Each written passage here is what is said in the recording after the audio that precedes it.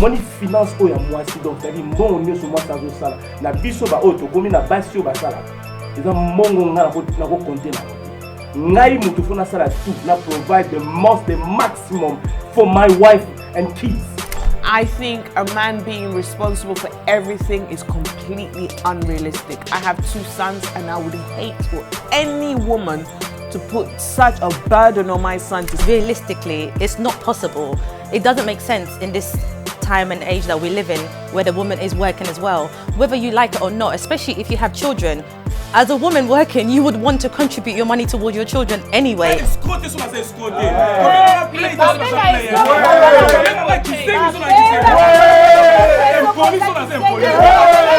Solo mobile akoyi maladie pardon. Mobile est responsable à sa mobilité. Moi ça oui malibanda que ne pas mobile mususu Au pesa moi si mbonga a bomba.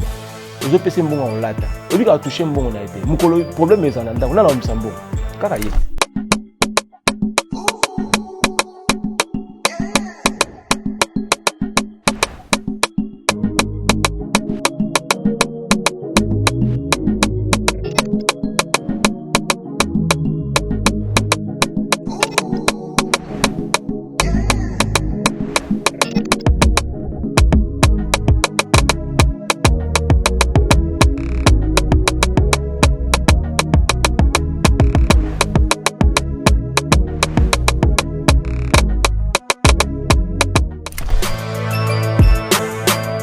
Hello there guys, welcome to Solo Labien Real Talk. I'm your host Christian Bless, and yes, we are back again with something great.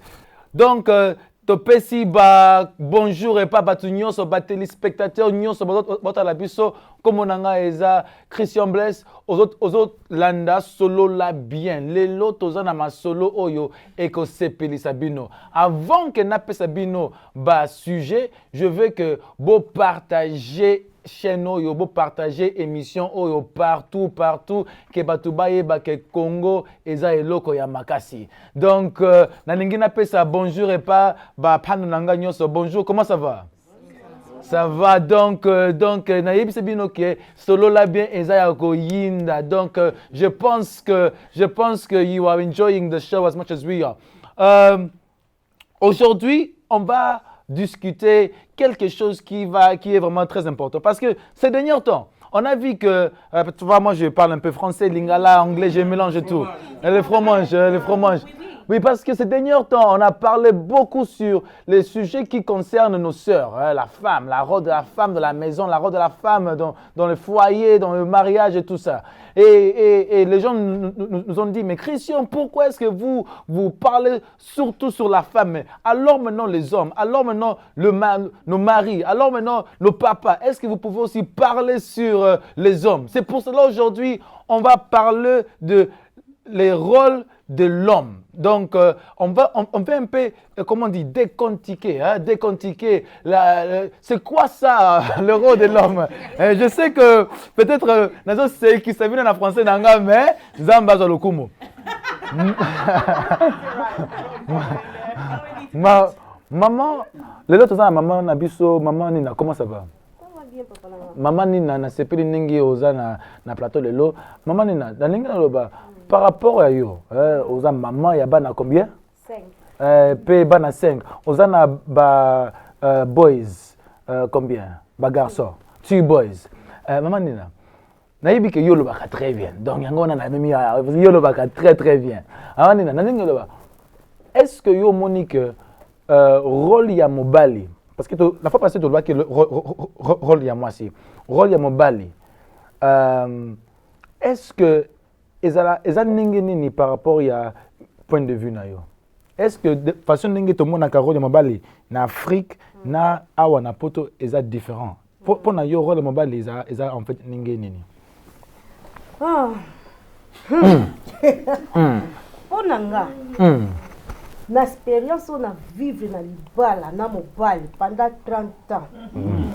30? Yes. Wow.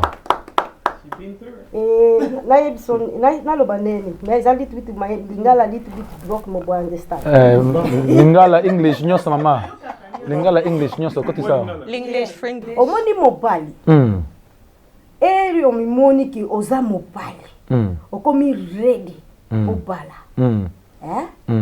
olobi mama papa nakomi ready nalingi na bala nazwi mwasi okoya na mwasi na yo olakisi papa olakisi mama famille nyonso bosangani bosala libala na bino mais ele okokota na libala mobali akosala nini fo oyeba kotosa naza marie naza deja na mwasi bitambola tambola fo natala nazokende wapi natiki nani est-ce que continue otiki nani na ndako ba mibali penza bafricain, sorry to say that I'm African too, ba mibali penza bafricain omoni soki bozala bolingo ezati nege mususu soki pe okoti na ndako alakisi ufasi be et puis fasi be wana eyaka nokiti si abuti sur deux bana trois bana comment comprendre na retard eza bien te mobali fo rôle na yo na ndako fo aider mwasi fo aider bana na yo eza kaka mami non ba toboti bana na biso mibale na ko involve bana nanga o bana toke pa mama nango pe papa nanga non eza fruit na biso mibale photo yeba ko indike bana na biso bien. OK mama pour na yo est-ce que Monique mobali est-ce qu'il y a un leader yandako ou eza mobali na mwasi baza égal? Oui, mobali aza leader yandako oui eza ya solo yes man wana ezino ka moto zela mobali aza leader yandako eza ya solo mais na ye biso eloko moko mobali a perdre ka leader na ye soki aza responsabilité ba maka mususu akosala na yebite so naza wrong. Faut yeba responsabilité pona yo mutoza mutu a train soki yo mutu a train o BBC bakamunyo se baby na pesa un exemple nga na vanda 30 ans na mobile nanga to bota bana 5 mais to loba nga na bokola bana nga moko na bokola bana wana 5 nga moko mobile azala ati mobile bimaka mobile boy eza bien te papa. Okay. Soki mwasi siko amoni mwasi amoni sikoyo yoko yebisa yeboy papa oyebaka te ke mwasi pe alinga ye moko mwa live stick boy mwa crayon mwa linzaka mwa suki oba kama ba jeune fille bona nini mais libanda ozolula aboyi yo otia bona nini aboyi yo otia Voyez les leaders. C'est comme ça. Aïe pesa aboyi yo otia o ezama kama ba jeune ezama kama boy no eza wrong eza wrong. OK mama nayoki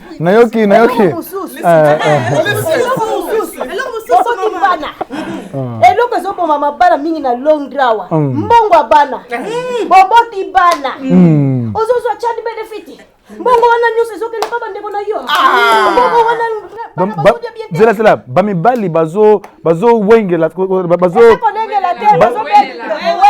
bazo welela bongo ya child benefit mbongo wana eza puna bana eza puna bandeko na yo te eza puna famille te c'est normal.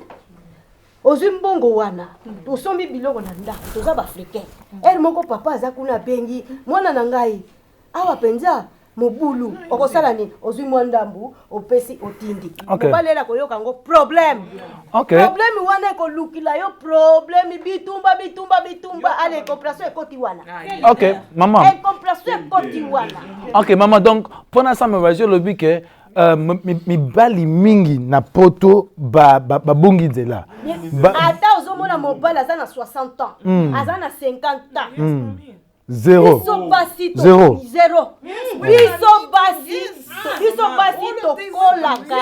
biso basi tokolaka plus ke mobali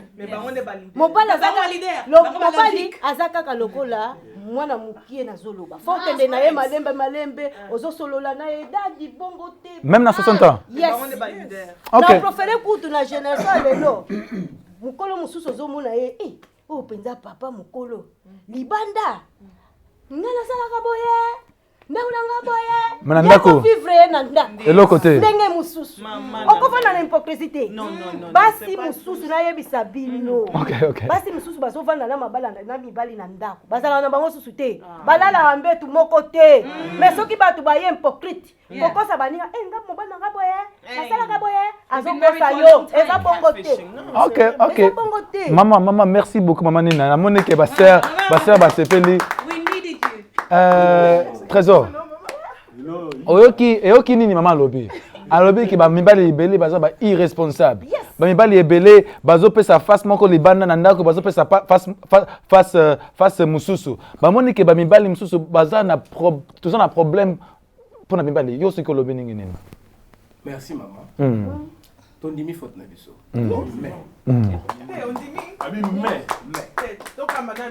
Ok, on dit bino ba format bino oza basi ya mabala zela ba format bino boza basi ya mabala balakisa bino neni mobali azalaka balakisa bino rôle ya mobali mais biso ba format biso te. Yes. Moi mobali ya ba papa na biso o ba to bengi mibali na bino ba koko na biso mibali balakisa biso neni ya koluka ko somba eloko balakisa biso neni ozwa mbongo ya ndako mais mama yo mo pende ngozana na ndimi pete ki ozwa katana ya bana no mibali olakisa yeke no basalaka zela mama pesa ngata te zela nazo kende te na ndimi te ki ozwa en même temps ya kolakisa mwana no ya mobali ke batretaka mwasi boyi omoni mutu okoki kokondane mutu na ignorance te okoki koboma mutu na ignorance te na likambo oyo ayebi te keza mabe ozoprendre il y a beaucoup de hommes oyo baza wana bazosala makambo par ignorance ils ont des choses que bayebi te keza mabe yo ozomona ke azosala mabe mais ye okoki jamais condamner moto ou azosala eloko par ignorance. Papa is that wrong? Yeah, you can. Is that wrong? You can. No, is that wrong? Is that wrong? You can. Is that wrong? I can't accept it. Is that wrong? S'il te plaît. Bandanga na botama. Nazala kaka na kati ya isobe. Nakina koluka niama. Na yebi ndenge nini teke bazwaka nzunga biloko bache biloko bache balamba biloko. Yo condamné ngai ki na yebi olamba biloko te. So na yebi yango te zela, bozela. O condamné ngana eloko na yebi te. Nga na fanda na kenda na so na lamuki na tongo papa azwi ngai. Amemi ngai na kati ya zamba. Na utiliser terme moko boza compréhensive. Aztozwi nini munduka chasse. To koti na ye na zamba koluka niama. Po za ki bongo te. Mama ke na bilanga biso to ke chasse. Nga na zongi. Tana zongi na fatigué. Ba yebi singa teke na sima kuna mama sala ka boy. Nani bo azala ka boy. Nini yoko condamné ngana eloko na yebi te. Zela na expliquer yo. Expliquer.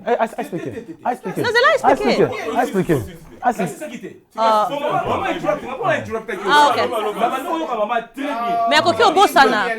C'est ça le problème.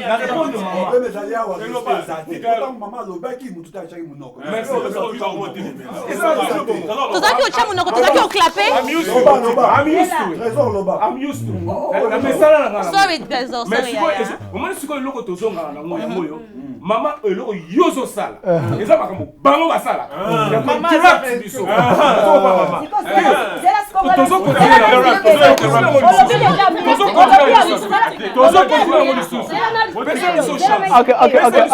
Okay. 1 second. 10 seconds après dans 10 seconds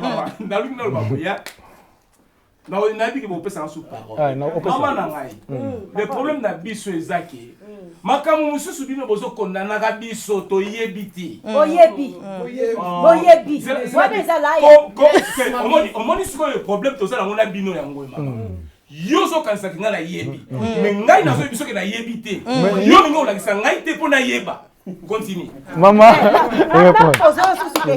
otuna kinga soki nga na sola na bana nanga mibali na peso exemple nazala bana 5 2 garçons 3 filles garçon aza na 31 alongwa na ndako na nga na âge à 19 ans asalaka aza na ndako na ye mikolo aboti aza na mwasi et puis moi c'est aza ekolo na biso jamaïcain mais mwana wana ayebi ndenge akovanda na mwasi mpona nini azomonunga na sozo sala mwana wana ayedaka mwasi na ye mwana wana ayebi korespecte basi oyebi eloko ni mwana nanga aloba nanga bama soki lelo naza ndenge naza mpona yo naza na mosusu ya mobali ya 21 wana nde aza liboma mais soki azwi mwasi ya mobali aza na 21 yes non ye mpenza aza mwa mobulu mais avant de bien na basi ayebi ko respecter basi na basi ayebi ko respecter basi na balite 19 mais eloko na koyebi na 21 na zaka na mwasi moko zela to continue parce que OK go on aussi ça après nazo kende pana eloko moko na koyebisa yo bazaba na mibali bazaba na basi te pona nini bana na ngai mibali bazolanda exemple yanga moko mama na bango. So maman oyo lozoloba ke ezape pour répondre trésor ezape na ba mibali mususu oyo binobo entraîna bango ndenge nini kozala mibali na ndako. Ça veut dire pas toujours que ceux qui mobile lobby que non na yeba kité, ça veut dire pas que non ba pesa ki bango conseil te. Ba pesa ki bango conseil mais bango moko des fois themselves they didn't accept it, but there's some children who they've received the advice. Nakozonga Frank, I want to understand from what they're saying, yeah. So what's your thoughts again on this topic on the role of a man? Tout un problème so I think là mon côté tika kolongo la responsabilité na accountability na ba action amicale. Na le bon pourquoi? Na le ba ki lo la mission dans ça là qui avant, il faut battre une cause là ba exemplaire. We have to be but to oyo to liba na biso bazala. Omani pona yo yeko nenya ozana mwasi na yo. To nenya ozana mobile la société, ozana posa ba yebisa yo te. Des visuals okomona. Ozomona nde papa na zo se comporter na maman na yo, oza ko apprendre directement. Bon, moi la batu msusu, papa na yeka ko il faut beta à mwasi. Mais azali komona papa na ko beta mwasi directement, ye ba mona comme normal. Soki papa na yo azalaka loving to ojo maba, azalaka basanga ba myo so bien directement. Yo pose nga no bele na sara lo na vie na couple. Na pendant papa na très enfant tanga bete sanga ki François, ba sala ka bele moi ça non. I saw what he was doing, I saw the way he was conducting himself. Ngai na zui yango na bandiko appliquer. Can I interject quickly? Do you mind? Quick one. Quick one. No, it's fine. You see what he just said there, Mama? So from what I'm getting from what Frank is saying is you're watching what your dad's doing to your mother. That's how the son is learning. That's why. But you're saying you taught your son how to be with a woman. But he's saying the son will learn. Okay, go for it. Donc, c'est ça la vision. Et ça s'appelle l'éducation éducation orale. Oyo bayaka ya koloba. Ya vision on a lobby ya liboso. Ozana posa ba yibisote ndenya ozana mwasi yomo oza komona. Eza peka te ko la ba parents no pela msoba. So komona kipe yobe mona ba tozana ba choix. Okomona tamo komo o judge. Okomona komo juge eza malamu eza mabe. Okomona notale noko na yo. Otai papa so papa na mabe na so moni ka so noko no ezekende bien. Ozomona ke bazo evolve the successful. You want to copy what your uncle is doing. Yes. Po okoma pe ndenge uncle parce que papa zaki exemple mabe. Zaki ke papa zaki junk man, il faut koma junk man. No, it doesn't have to be like that. We need to stop removing accountability and responsibility. Na ba choix o ba tubaza ko sala. So on a fait des choses à mobile à ma belle société. Et ça choix à ça. Okay, so for your own specific thoughts here, what is the role of a man? Role of a man. Na to lo bango kasi ko za ko ignorant. Ngai po na ngai. Role na ngai. Ndenge na za ezali ya ko raise bana na ngai, ndenge na za na kati ya relation. Role na kati ya relation na mwana na. Role na ngai ya ko raise bana na ngai, na za la exemplaire po na bango. I have to lead the way I want them to be. So if I want them to be great people in this society, I have to behave in a great way. Yes. Okay, I understand that. So Maya, for you, yeah. So if we can tap onto the role of a man, but looking at it now from a relationship perspective, is there a specific characteristic? Are there specific duties that men are supposed to do in a relationship? I'm going to say this once and once very clearly. This question already, for me, is a setup for the wrong direction of the conversation. For me personally, there is no such thing as a role for a person in a relationship, because what you're getting into a relationship with is a person, not a man or a woman, if that makes sense. If I'm in a relationship with Francos, you can't tell me how to take care of Francos unless I know how to take care of Francos. If I was in a relationship with him, it would be different to how if he maybe wanted to be taken care of or reciprocated, because every person is their own individual person. So mama coupe sanga konseke mobile futale boy. And he just completely doesn't like any of the things I'm doing. Mama before may he's still doing XYZ. It's because I'm not looking at the person's character. I'm looking at I wasn't paying attention to whether he was deceitful. I wasn't paying attention to whether he was abusive, because what I'm taking care of in my mind is role na ye pe role bo pesi as mobile zake azala na mbongo ni boso. Let me quickly finish it off my point, because everyone had their chance to speak. When my parents are teaching their sons and brothers, daughters how to be, what I say to my brother is, because I said to him one time, oh, where's your girlfriend? You know, he's a 25-year-old man, very, handsome young man. He says, that's a very negative thing to teach a child, because I can see his value as a man is a mbongo na ye. Okay, malamu that can be with a great woman. Yes. Love is not a monetary thing. Parce que si on dit, le baki na kasa za ipona koza fava na top eta role mais na kasa na relationship pas femme. Mais so bien en relation. Je pense que tout ça là, si je mot sur ça et au bout ça là. La lobango clairement.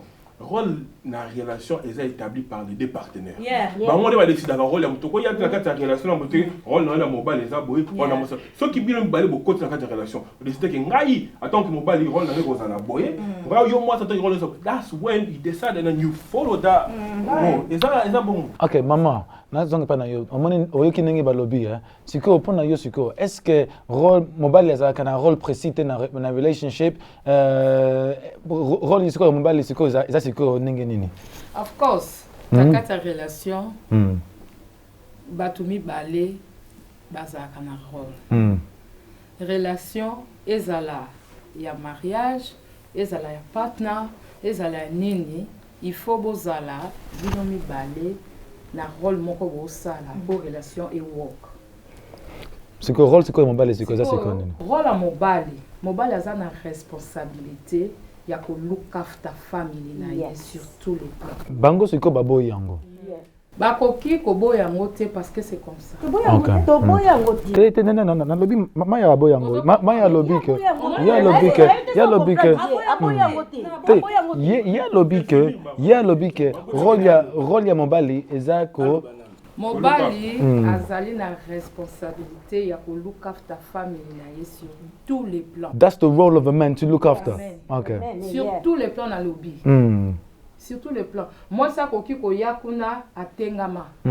Étant que mobali o ngana zoloba leader. Moi ça koki ko yatengama na position na oza na power o komisa iboy.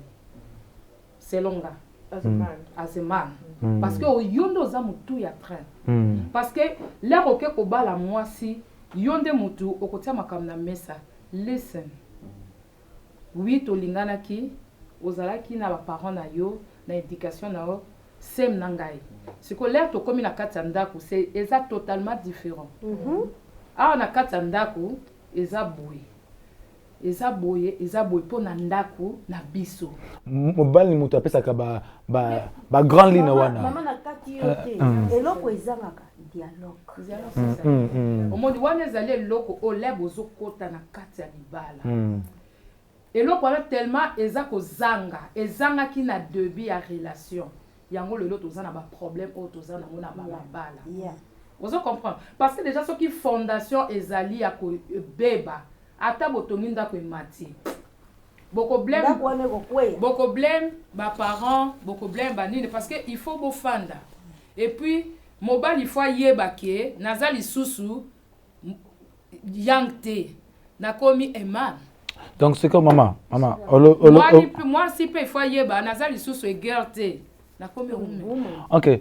I want to go to you, yeah. So what about you, Gladys? So what's your thoughts on this with the role of a man? The role of a man, for me in general, depends what you're talking about. If it's in a relationship, I don't think there should be specific roles. You two should decide what you want to do. Mum here said that if the man is not the leader, the man is the leader of the relationship. So, and this is what we are teaching our children, but yet you don't agree. The reason I say that is if you have a man that's not leading by example or doing what this role's supposed to be, and we're accepting it, we're tolerating it, we're raising sons or we're raising young boys to continue on that behavior. So that can't be. So we can't just say, you are the leader, you do this, you do that. I get every person. What I would say is the role of a man is to be responsible for themselves. You can only be responsible for yourself in doing and picking the right thing to do, what is right for your family. If in your household there's no money, you know that what's right for me to do is to go and work and get some money. It's not right for me to be sitting at home, going to the barber shop, sitting down all day,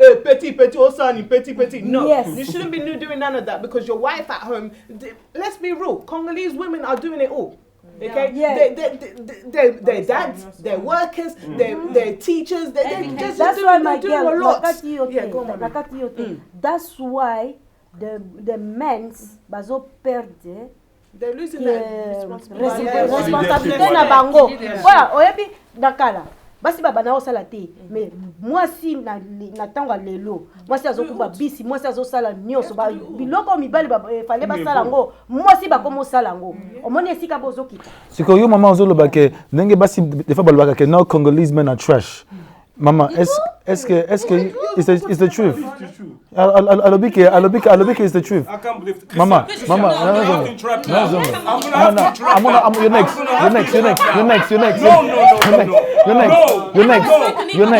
next. Mama. Nengo lobike Congolese men are trash, yeah. Yo lobike ondimi ango. Te nenge batu balobaka ke Congolese men are trash. Yo lobike. Can I, guys, one second, mama. Guys, relax. Mama, na répondre, nenge batu balobaka ke Congolese men are trash. Mama, est-ce que yo accepte ango que some Congolese men are trash? Omoni ngana accepte ango pour na vivre ba biloko ango. Moyen soki na vivre ki ango te. Soki na vivre ki ango te. Na koloba ke. You're next. No, mais na vivre ango. Yes, it's the truth. Papa aloba mingi te na ndako. Papa aloba ganga pamba te. Papa alobaka na ba point moko est important. Tango lobi mbala moko mwana yoki. Ebele tozomona ke papa mususu aza kuna tante. Na tante ba famille belé lelo ne tozara na liboso family meeting ezalaka te, de réunion à famille ezalaka te, ba lire ensemble te, ba solo la te. Pour ani papa aza na tawana te. Donc il y a un rôle de papa, il est important azana pour na foyer na ye na tanyoso. Trésor. So you heard what Mom said here, yeah? She's saying that, so we're talking about the role of a man here, and we understand, yeah, that she said that, yes, it's true that Congolese men are trash. You as a Congolese man yourself, yeah, what do you have to say in response to that? First of all, par contre, on a liboso pesa ngana répondre maman. On a répondre ki maman par rapport ya mibali ba sala kama maman ndolo ba te, whatever. On répondre ki on. Nebiso ce qu'on na biso mibali. Ndenge ngana yebe. Elo ba liboso. Na tango kala te na okende na 2020 yeah. To yesu koyo na current life na mix on na tango kala na ndenge fa to zala. Moi mobali d'abord. Moni finance oya mwasi donc c'est-à-dire mbongo nyonso mwasi azosala na biso ba oyo tokomi na basi oyo basalaka eza mbongo nga na ko compter na mote ngai mutu fona sala tout na provide the maximum for my wife and kids famille na ngai eza na d'abord numéro 1 ni sœur na ngai ni frère na ngai ni maman na ngai ni tata na ngai ni camarade ni mutu akokota na kati ya na kati du dusu na biso ozo prendre moi si na ngai azali priorité koleka même papa na ngai même maman na ngai d'abord moi le rôle na ngai pour protéger ma propre famille, c'est moi qui a créé cette famille, c'est ma propre famille famille na ngai eza wana na wuti na famille on a créé, c'est-à-dire bana wana bazota la mutu le rôle na ngai na za ko mot de la bango. Ce qui n'a fait, bana ba fait. Moi ça fait. Ba tous ba fait. Et ça te papa nanga na maman nanga si ba salivi si ba leka et leki. Je comprends. Problème nanga été. Vous comprenez? Rôle nanga na attaquer papa, na s'assurer que bana nanga ba dans l'éducation bien. Hein? bas en éducation bien, bas la ta bien, bas que des classes, bas si c'est l'université. Ceux qui bas au baké na sport, sport na poto, sport zaninga zakali boso karaté, comme différent. Bah tout à côté des footballeurs a gagné PV nango. Raison pas. Tu comme open-minded dad. Vous comprenez? En tant que papa, il faut s'assurer. Moi si nanga la ta bien, moi si nanga la happy, là c'est pisaillé. Les lots bah jeune na biso aligné moi restaurant, au fond me met dans restaurant moi holiday. Te mama, na so lingana bisayo ke oye ba ke ba jeune ya lelo. Ba jeune ya lelo baza révolutionner. Vous comprenez? Tozali open mind toza better than ba papa na biso totally ba erreur ba papa na biso ba sali ebele totally ebele yango na yebisaka ba ndeko na nga basi botika ko condamner you're fighting the wrong generation génération bino bo bundisa il fallait bo bundisa ba papa na ba koko na biso ba maltraitaka ba mama na biso ba ndeko na biso lelo ba génération na biso après bazana bana ta basi na bango bazo mema bango na ba place bazo pesa bango mais le problème c'est que tozo zwa na retour auto pesati basi na biso ba pesa biso in return te auto deserve parce que auto apprendre comme ba erreur ya auto to bongisi to zwa mabete to beta ka basi penzati ozo pa penzati bazo ba vérité na lo ba vérité na constater il y a des jeunes même ba jeunes o ba botami na poto ba beta ka basi parce que mobali nyonso o abotami mobali kaka na poso mobali na makila mobali aluza rango akoka koloba lo na moi cité moi c'est soit na 500 mots mobali azaka na 5 mots soit kokita ke physico et musa ko za simbi boy zela te mama ni yana zoloba eza vérité to constater parce que to joue l'hypocrisie awati oh non domestic violence et wuti pe kaka kepa na biso ba africain to fa na mboko to mona mindele ba betaka basi na bango to mona ba asiatique ba betaka basi na bango eza biloko moko o to ko ba peke to ko fight pour équita to meka ko tozana plus de dialogue. Maintenant c'est quoi trésor ce qui c'est quoi trésor yo lobby que génération oyo et ya mebali to change we're golden generation we're different from the generation of the past mais c'est quoi what you said as well is that it's the wives that we find today, they're the one that's preventing us from doing what we want to do, how we want to express our love. It's because Bango are very defensive. No, we're not. They are very defensive because net mama ninga zolo ba bongo azo démontrer ba beya ba papa na biso bana na biso bazo yo kango allez bazo ko attaquer biso bazo ko attaquer omoni bazo ko attaquer biso pourquoi bazo attaquer biso pourquoi bazo ye biso to na ba papa te papa na biso ba nomme basi na ba holiday stay papa na biso ba nomme ba restaurant romantic time we give romances like is keeping that biso te on a plus de romance but then wouldn't you agree with him to some extent that you cannot condemn the young generations now for the mistakes of the fathers? You cannot classify that Congolese men are trash based on how the fathers behaved. You have to recognize that the new guys are a bit different in comparison to the fathers. I think a man being responsible for everything is completely unrealistic. I have 2 sons and I would hate for any woman to put such a burden on my son to say provide for me and the whole entire household. I think that's completely unacceptable. If it's the agreement you've come to, she's going to be the housewife, fair enough. But if she's also working, I think you should both contribute. Just in case the man ever falls sick, the woman needs to be able to hold the household. If the woman falls sick, the man needs to be able to hold the household. I think it's too much pressure. It's unacceptable. I wouldn't want it for my sons. So I do not agree on Trésor's views on that being the sole role of a man. It's crazy. For me, I can't even agree with that because realistically, it's not possible. It doesn't make sense in this time and age that we live in where the woman is working as well, whether you like it or not, especially if you have children. As a woman working, you would want to contribute your money towards your children anyway. It would come naturally. That's what you want to do. First of all, what he's saying is not totally true because we are seeing many young Congolese boys that are doing what the Congolese men like to do. They don't polygamy? No, let me go. Polygamy, so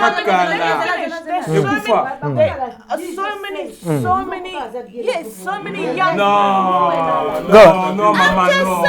What is it like? No. Go on.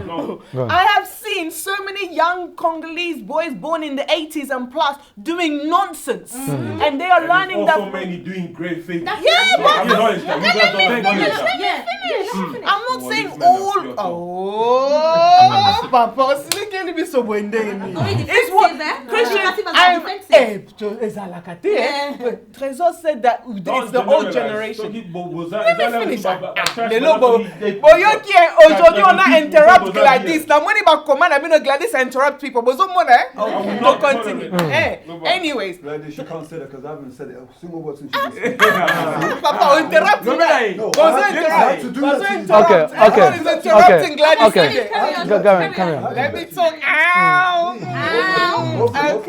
Okay. So Trésor said it's the old generation. That's not absolutely true. Because if it was, how do I know people born in the old generation? I'm born in the 90s. It's what I see from the young people around us. And it's not all Congolese men, but most of them really, they need some. Okay, some of them, okay, if I must say, but I'm leaning to a higher percentage in my head, but some of them, they need to, there's an issue here, they've got to change. But then, it can't fall on deaf ears that so many people are saying the same thing. Like, what's the issue? Is everyone lying? All right, then, Amel, you're new on the, you're new. You're accountable for your own choices. When you make the wrong choice, you don't pull out everyone else. Come on. Yeah. So Amel, just jumping on what Frank said there, yeah.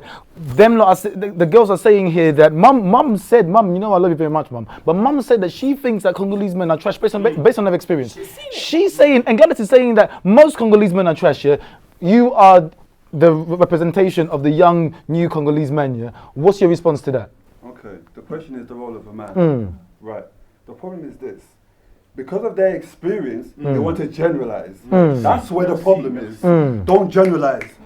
Like, use common sense and your own logic to say, do you know what? Because of what I've experienced, this is what I've gone through. But don't go and say, based on your decisions. Yeah, based on your own decisions. So me, now what I want to say is this, yeah.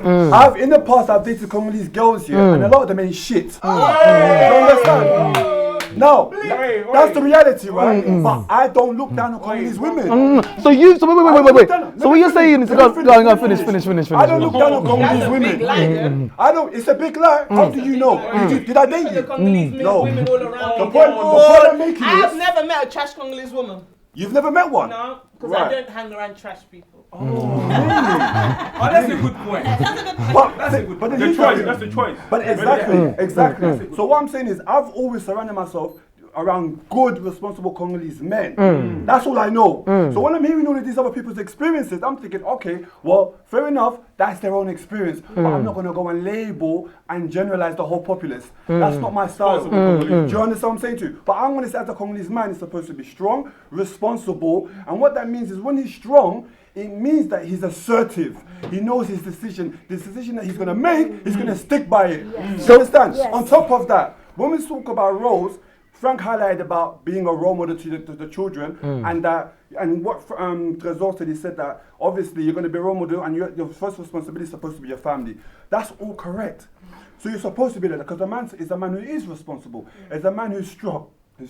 He's a man who is decisive. He's assertive. A mobile as mobile makasi. You comprend? As mobile as a bilobe latte. You comprend? Nengo lobi mobile yebi kaka kokeni libanda ozwi nyama omemi na ndaku.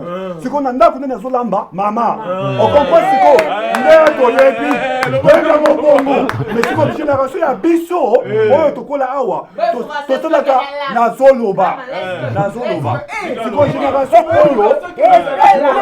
Siko ya biso. Nous avons dit que papa na biso te. On dit papa na Vancouver hier, no ipso vérité. A ma mère na ba restaurant. Toki mère adinga ki mbongo a kopesa ye. Kaka ndenge mère aloba na ngane papa na zalaka, ngana landa sikoyo bizaleli wana, because I can say to that I know that my dad was selfless with that. So what that means is what my mom said to me about how my father is, I kind of just adapted into that without even knowing it. Okay, let me ask you a question. Let me ask you a question. Please. So how do you feel now when you hear some of these negative things said about Congolese men? Yeah? How does it make you feel as a Congolese man? Well, it frustrates me because I can say that they lived that. I could only apologize and say, I'm sorry that you went through that with those people, but don't go and label and generalize the rest of us like that. Because that's the people you met, that's the people in your lives, not in ours. You understand? So in my life, the people that I met, they're good people. I can honestly say, I can say to you that the people that I know who are Congolese are in good, respectable jobs here. And then what makes it worse is they'll be touching things like 120k per annum. That's the kind of people I know. Okay. And you see what I'm saying? Okay. Let me finish. Okay. Gladys, as long as you're seeing these lies here, wana ezaka miso ya yomo ko emona me bato mususu ba mona eloko mususu so ko loba nanga kiteke na zalaya tiki na boko na mona ngo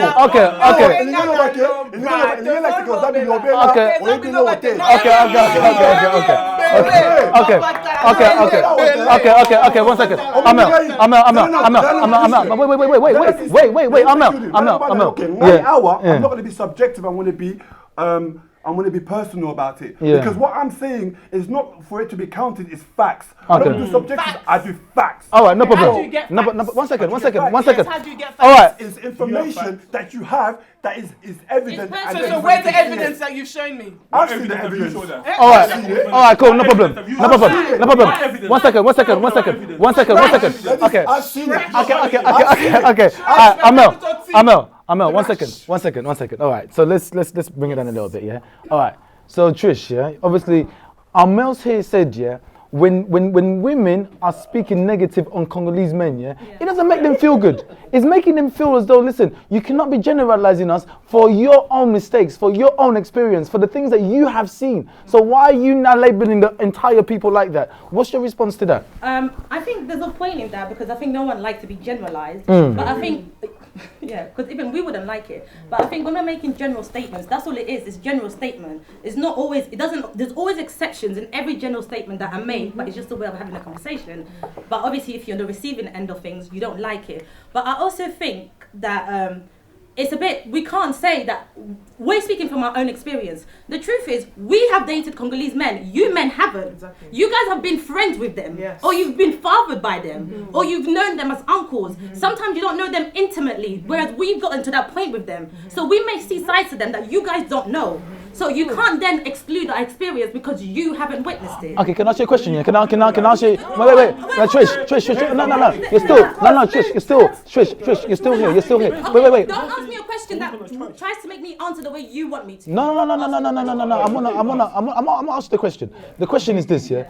So, but the thing is, Amel's also said, yeah, and other Congolese men as well, they've probably seen or have dated Congolese women that they had a negative experience with, yeah. But we don't label all Congolese women the same way. The thing is, yeah, okay, if that is your experience, personally, I would never deny you of that. Because I don't date Congolese women. I can tell you from the Congolese women I know, I don't see that behavior. Yes. But I could also tell you that when I see those behaviors from the Congolese women, I pull them up. But I can stand here and say, Amel doesn't really do that. You don't call him trash. Wait, hold on. Amel doesn't really do that. I've known Amel for a while. And I can say, there's not every guy you've been around has been decent. But you've been aware of that. But you've enabled that behavior. You've encouraged that behavior. So for me to see you sit here and then deny that they exist, I'm like, but how could you deny they exist when you've warned me off those behaviors before? Suddenly you don't know they exist anymore, or they're very good guys. What I have realized about Congolese men sometimes, what gets on my nerves personally, fair enough, you can say, you know what, I don't think my boys are trash. But when you see them do trash things, pull them out on it. You cannot just be on one side. You have to balance it out. Because men listen to other men. That's one thing that I've realized. Men know they listen to other men, but they don't use their voice to speak up against other men and be like, yo. Okay. So I'm gonna go here. So I'm gonna come to you, but Trésor, yeah. So we're hearing what they're saying, and Mama, I'm gonna come to you, then I'll go to Maya. But we're hearing what they're saying. What can we do in order to rectify this problem? Because evidently, yeah, like on other shows, we clearly see that there is a problem. There is a problem because women are saying that, okay, you guys are like this. We're saying that, no, you guys are like that. So how do we fix this bad reputation that we're having on Congolese men? I think is un problème moins grave parce que ils ont dépendre de nani aux dettes ou bien nani aux bali. Understand? Bami bali nyo sauté, ba trash. Bami bali a serré basé belé. Vous comprenez? Moi je pense que basé belé, tala. Ba place ba belé na mokilo. You understand? baaventurier oyo tobenga baaventurier baza ebele na mokili oyo soki yo okoki kolinga aventurier kogénéraliser bato nyonso te. Vous comprenez? Ce n'est pas que tous les hommes ozomona wana baaventurier bato baza sérieux ana posa ya vie ana posa fana na foyer bazali o baza sérieux bakozala sang. Maman, en tout cas, je pense que yo oleki peut-être na expérience moko. Voilà, ils ont expérience more personnelle. No, she's seen other people too. Guys, can you let her finish? Guys, Trésor, Célissa, and then guys, Trish. Now wait, guys, wait.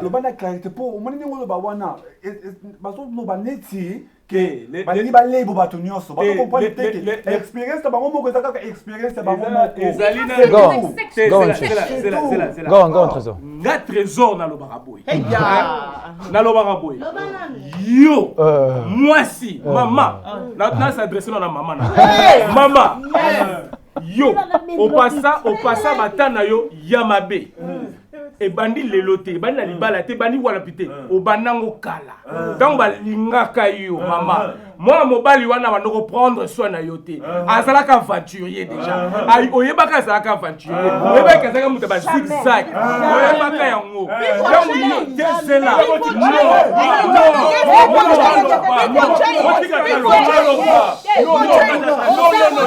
Okay, guys.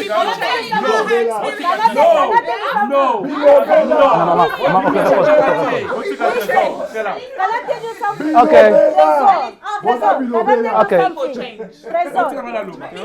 Mama, Zela. Nazo pesa yo 20 secondes. Nazo pesa yo. Zela, na pesa yo.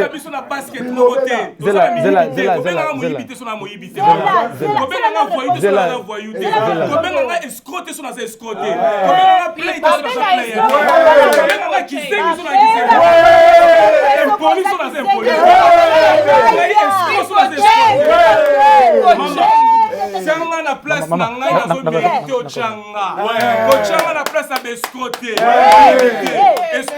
Aventurier. Je suis un homme sérieux. Je suis un homme sérieux. Zela. Okay, guys.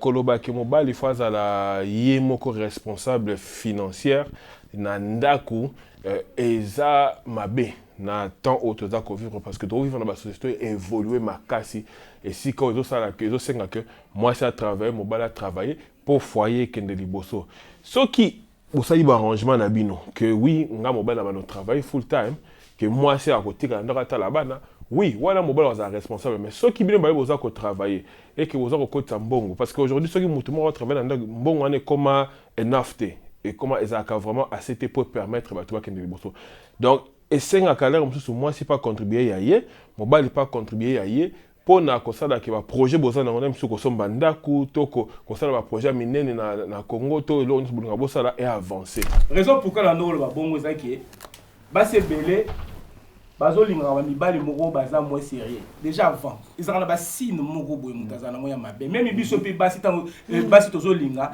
ils ont na signe ozo mona mwasi oyo na nga esimba te mais ils ont na basi mususu à cause ya égoïsme na ye à cause ya nini ke soit des azo se sentir na insécurité na ye ke on dit a ozo mobali muso bala été à côté mariage na mutwana dans à côté mariage jamais wana za kusoba jamais Maman Zela Tanga CDC. Non. Zela. Okay. Alright, one second. Okay. Alright. Zela. Okay, one second. Mama, donc moni ndenge zawana donc to silisa makambo ete mais mama par rapport à yo ndenge za maman ozomona ndenge ba jeune bazo réagir na makambo yo. Yeah, si que ba conseil ni occuper sa biso parce que so ki kaka to continue if we continue like this even our children we're going to face the same thing and it's going to be a continuous never ending story mama. So what wise words can you share with us? Yeah. nga se na opesa conseil conseil na nga ezala na both sens totika kozala défensif the first thing mutu oyo alingi azala mieux lobi afungola mato ya yo kaka okende na ndako yo moko oexamine oyo yoki na oyo moni and you choose oyo olingi kosala wana eloko ya liboso ifo totika eza ekosolve problème te soki oza kose défendre na likambo bazoreproche yo to na likambo oloba na yo soki balobi no likambo areproche yo likambo yo moko soki oyebi ke osala yango te fine soki osala yango sala effort ya ochanger tozoloba mpo kaka toloba te we try ya koluka komema changement na génération oyo bana na biso baoloba mpo na échanger il faut toi accepter totika ko se défendre yeah wana eza ya liboso ya mibale na oloba totika komema le passé na le présent. Thank you. Déception na nga eza déception na ye te o nga na vivre eza o ya vivre te o nga na vivre pa ba parents na nga yango te nga na komema ngo na libala na nga pour na ya ko faire souffrir batu moko be baza innocent na o nga na vivre. Exactly. So then why do you guys always insist on bringing your culture? Okay. One second. Let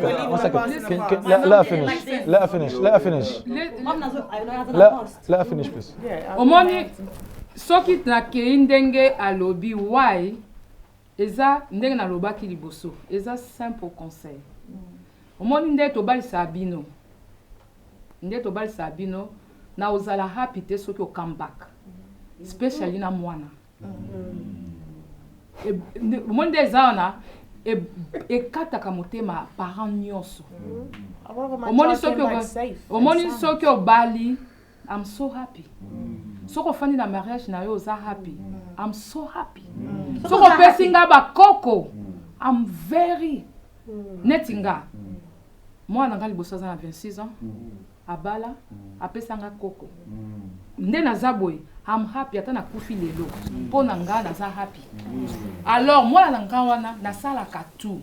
On a omona o nga na vivre na luka na pesa ye abima bien lobby pour abima bien lobby ezo dépendre na ye ayoka o nga na oloba parce que o nga na oloba ça pour na bolamu na ye bien que deux générations différentes crash ezala parce que ya zo mona makamna ndenge na ye nga na omona ndena or ngai na omona lobby mais biso siko sorry il y a 2 minutes en c'est ça biso sikoyo génération au mibali tout comme basi to mona lelo monde to lobby to sel makelele parce que to mona lelo mais to bosani ke à part maman na papa ba victime baza o ba payer décision o yo nanga to zwa lelo ya malamu tout comme ya mabe o eza malamu na mukuse totika ko se défendre yoka examiner sala o eza bien pona yo na bana na yo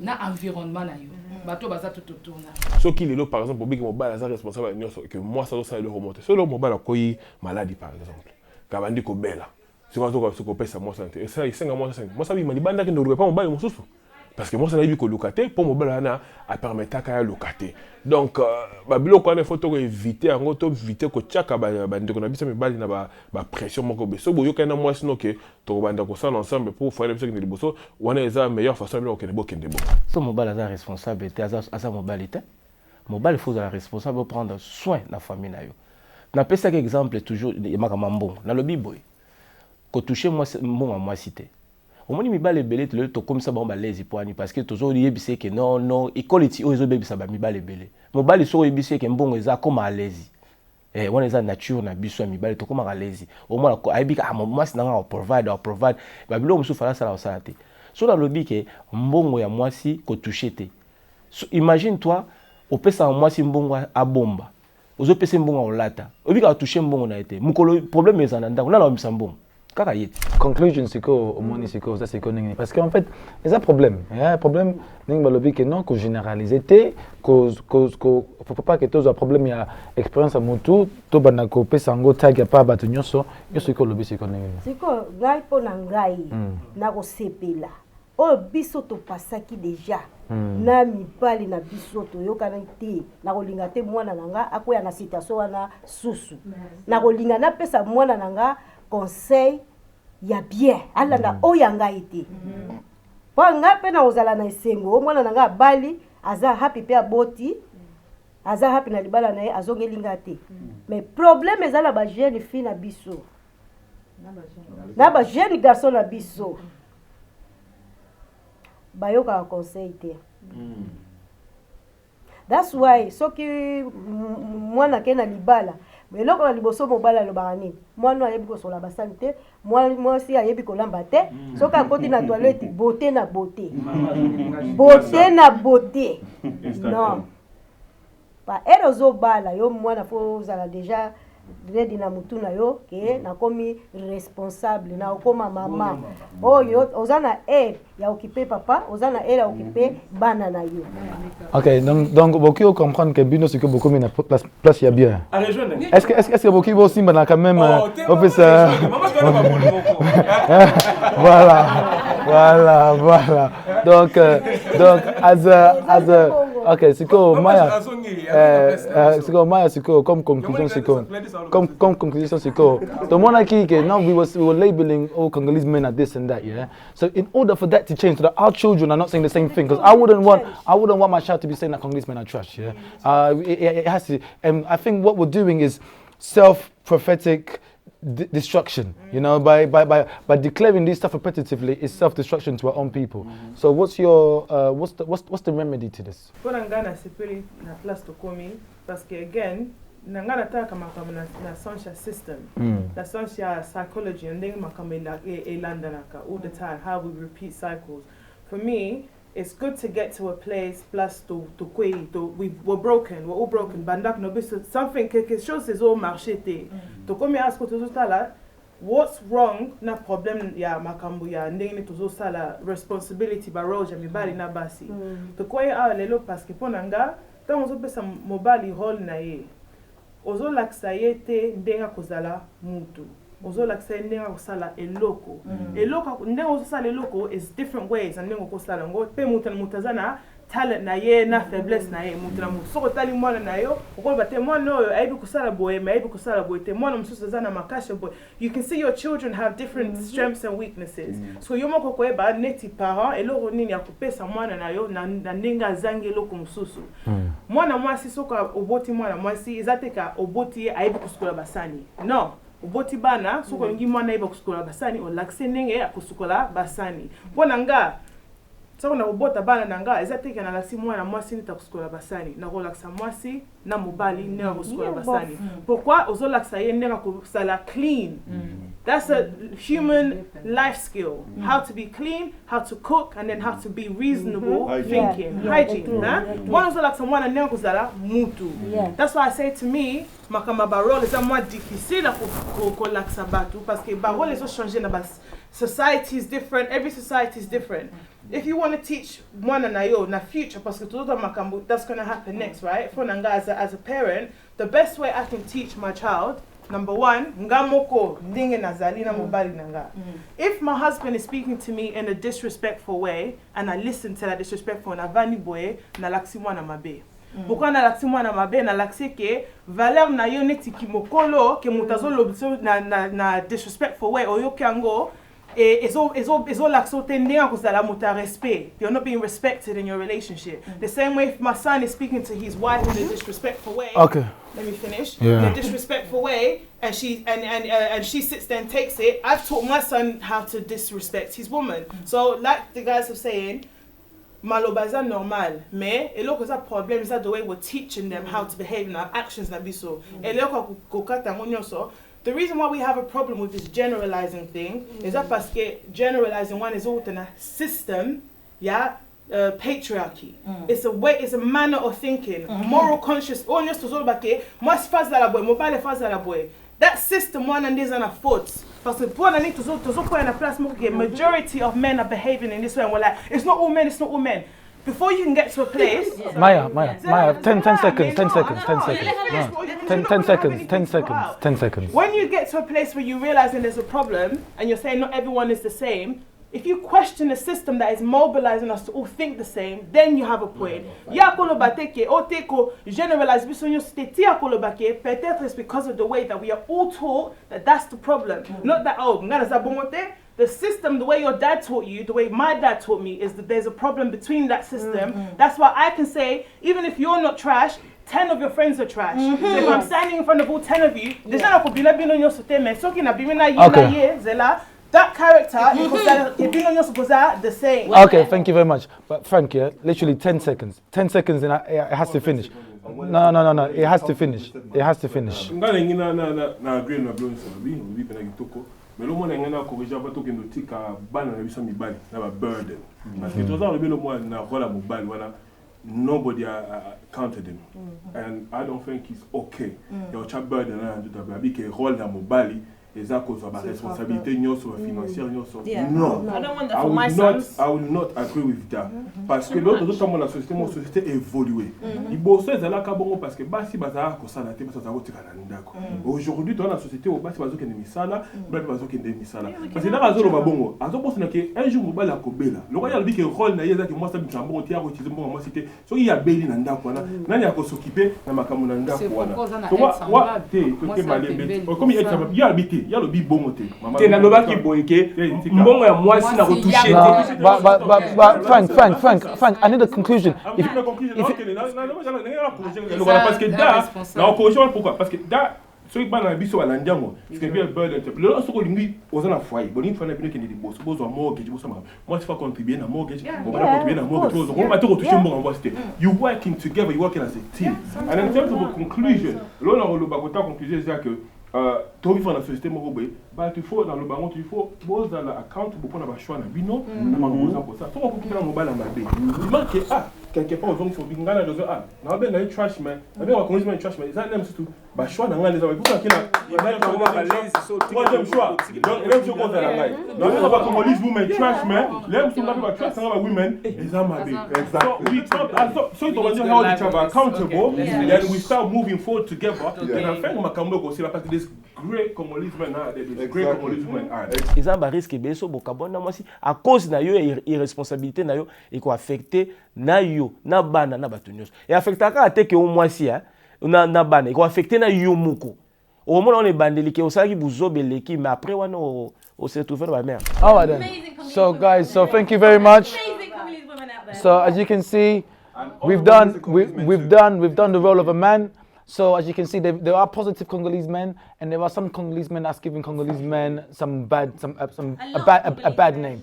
But if together we learn how to help and support one another, Mum said God has given us a helper, and then some babbler. Let's help each other. Let the man help the woman help the man, and together we can have a better country, we can have a better family, we can be better people. My name's Christian Bless. Thank you for watching Solo La Bien. Remember to comment, like, and subscribe, and share. Merci beaucoup. Au revoir. Exposing. Worst case, the worst thing as ladies, please, the worst thing you can ever do is expose your man's private place. Because what you're doing is actually free marketing. Ceux qui vivent na yo, ils akalika mukebo. Ah, Trésor asaki boy. Nani asaki boy. Viviane asaki boy. Clarisse asaki boy. Nani wasaki boy. On prend. Ibanoke malembe. Ibane from your friend knows everything is happening in the house now yo. Then you're gonna go to the social media. You and that person posted that you are trash. Yeah. You are trash. It says everything about your character. You are trash. Okay, I'm just gonna keep it there. Hold on a second.